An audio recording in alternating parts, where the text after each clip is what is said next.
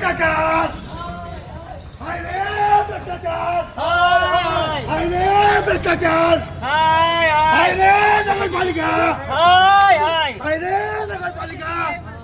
મિતભાઈ એવો તો કેવો ગુનો કર્યો કે તમને પોલીસ ઉચકો આવી નગરપાલિકા પર? ભારતીય જનતા પાર્ટીની સરકારને ફક્ત ને ફક્ત મંદિરના નામે વોટ માંગતા આવડે છે, જ્યારે મંદિરમાં પાણી જાય છે ત્યારે એ લોકોને કઈ ફરક નથી પડતો, અને જે વ્યક્તિ વિરોધ કરવા જાય છે તેને પોલીસ પર અગાડી કરી નગરપાલિકા